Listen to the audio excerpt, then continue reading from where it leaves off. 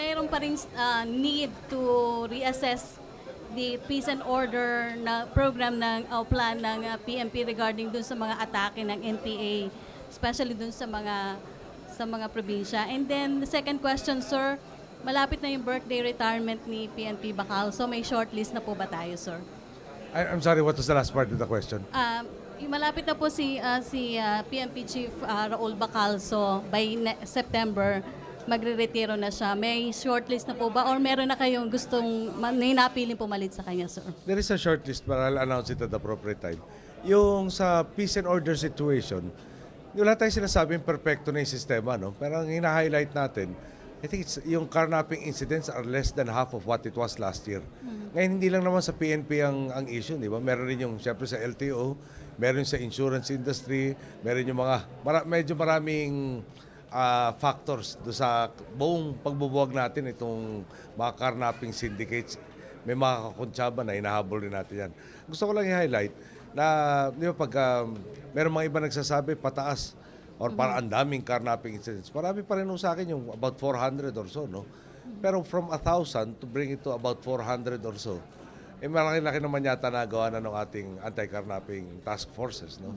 Led by the Highway Patrol Group. And of course, under the direction of both the Secretary of Interior and Local Government and General Bacalso.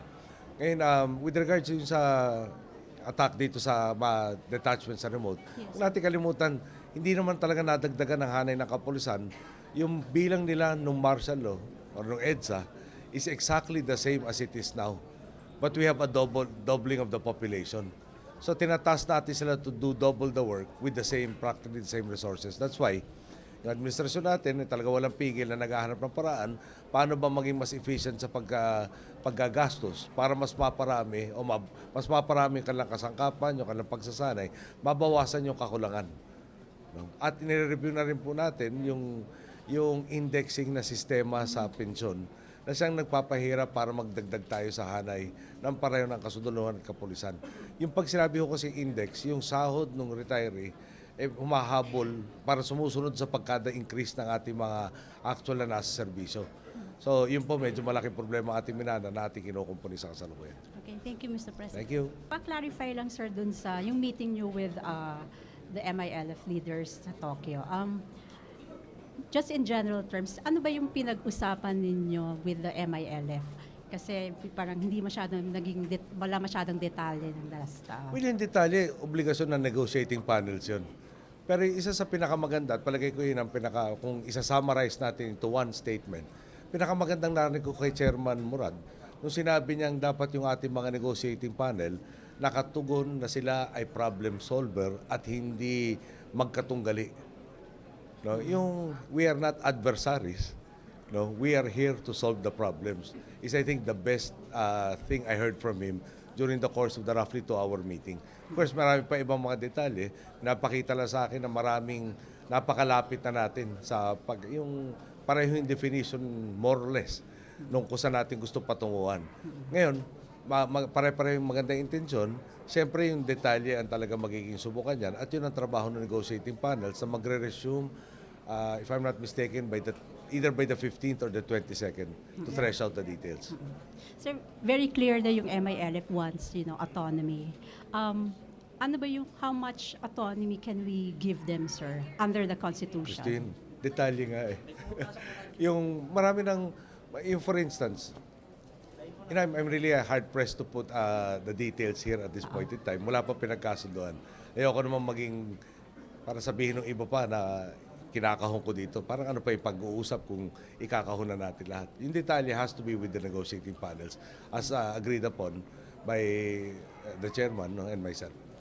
Will this be an executive agreement, sir, or will it require parang congressional actions, if ever, sir?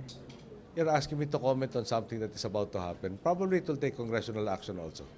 But the bottom line is, papaalam natin sa lahat ng stakeholders at sa kanilang perspective, no? Hindi Muslim problem lang. Sabi, kami pinag-usapan namin dito yung Bangsamoro peoples. Pag Bangsamoro, hindi raw Muslim lang. Kasama yung lumad, kasama yung Kristiyanong mapapailalim. Doon sa area sinasabi, magiging sasaklaw nung kanilang tinatawag na Bangsamoro homeland. Sir, eto na lang last. So, Sir, how will ARM play here, sir? How will ARM figure in this agreement? And is this the Christine, reason? again, that's a detail. Ah, No, yung exact, will it be expanded? Will it be contracted? No, will be discussed by the negotiating panel. So we'll come up with a proposal that we will present before the people. Isa sa pinag-agreehan natin dito. Sabi ko, paano ba i-define yung territory? Dulo nun, sabi nila, plebiscite, which is also my point. No? Yung mga tao maapektuhan, ang dapat magsasabi kung sasama sila do sa ARM, hindi sila sasama sa ARM. So, pero ARM will definitely, will figure in this agreement, sir. And is it the reason why we postponed elections? Is it the reason because of the negotiations with the Yeah. MILF? Yeah. No. Yung ulitin natin. I'm sorry, I feel like I'm repeating myself and I'm uncomfortable with sounding like a broken record. No? Ulitin natin. Bakit pinospone yung ARM elections? Yung pag politiko gusto manumbalik sa katungkulan. Para manumbalik ka, babaguhin ba niya yung sistema? Malamang pagpapatuloy niya. Tapos yung time frame, 2 years plus instead of 3 years para maging matatag sa doon. So yung ang laki ng probability na yung kamalian na nangyari sa ARM, lalo pa mapapasama kung natuloy natin election. Siyempre, tungo to doon sa synchronization. Yung synchronization na talaga hanggang dati para wala na command vote. Para mangyari yon, para madama ng mga kababayan natin, lalo na sa ARM, na hindi sila pinapabayaan, importante na may talaga tayo doon na talagang focus lang para ba i-deliver yung dapat serbisyo ng gobyerno sa kanila. Huwag natin kalimutan, no, sinasabi ng COA, 80% ng budget doon for 0809, kung di ako nagkakamali. Nang nahanap nila, may question, may findings. Later na, 80% ang hindi umabot sa taong bayan doon. So, it's parang separate lang yung consideration, sir. It's not really because, it's... Well, it might help the process, pero importante doon, ipakita na, hindi ba issue doon? Paano magkakaroon ng mga rebelde? Paano ba tumataas yung krimen? Talagang pinabayaan nga yung taong bayan doon eh. Pag 80%, tapos yung natitira mo yung talagang sinisweldo, biggest component ng budget kasi personal services. Okay? 80% na wala. Sinasabi ni Saldi ko, magkano nire-remit niya raw to others. No? So, ang punto nito, talagang halos walang dumating doon. So, kaya nga doon sa zona natin, binanggit natin, si tunay na estudyante, tumahak ng daan na ghost, tumulay na ghost bridge, hinanap yung ghost school para turuan siya ng ghost teacher. Di wala nangyari. So, habulin natin, may pakita may nangyayari nga dyan. So, inimbentaryo, saan nga ba dito dapat nando yung eskwela? Saan ba dito dapat yung karsada? Tapos si Secretary ba din naghahanap na ng pondo, pampuno, doon sa nawala. Para lang makita ng taong bayan doon na talagang hindi sila limot sa pansin ng pamahalang ito. Okay, Delon Porcalia, Philippine Star. Dahil baka 1 of 5 rin yan. Dalawa lang, sir. Okay. Is Murad supportive of your reform agenda sa ARMM? And pangalawa, are they open to a ceasefire? I think you should ask him that, no? Hirap naman Yung based sa pinag-usapan niyo sa Japan. Ulitin ko lang, no? If there is one central message that to me really stuck was the idea na tayo hindi magkatunggali. Tayo dapat magtulungan sa pag-aayos ng suliranin, di ba? We should concentrate on problem solving. The panels are problem solvers. Yun ang linya niya. Hindi, they are not adversaries. So I would like to think that they will be cooperative as far as yung improving the situation, especially in the ARM. Peace and order. And in Mindanao in particular, and the way they defined it is for all Bangsamoro people. Okay. Okay na, sir. Thank you. Okay, last question, Joyce Pañares. Joyce? Hi, sir.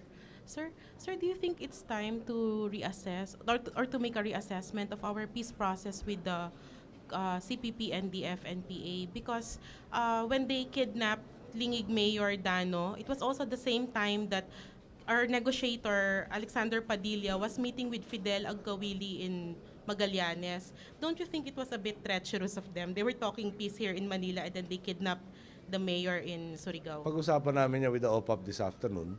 At siguro besides the mayor, paalala ko lang yung 4 na BJMP personnel na hindi pa rin pinapakawalan. Na tinutupad lang nila ang kanilang tungkulin. May transport yung prisoner na nasa ilalim ng ating mga korte. Siyempre, kailangan naman siguro magpakita rin sila na maayos na gesture, kung sincero sila. Sir, last na lang. Sir, because we have also been releasing the NPA leaders whom they said were their consultants. I think 4 na yung na-release natin. Parang, can we make a request or demand to them na mag-agree naman sila sa isang ceasefire agreement para maiwasan yung mga ganitong offensives? Pwede bang tapusin ko lang yung latest na pag-uusap nila dahil mamayang hapon pa kami mag-uusap ng OPAC. I think that's the 1:30 appointment. We were concentrating on the MILF meeting which was held last week prior to this. Okay, thank you, Mr. President. Thank you. Thank you.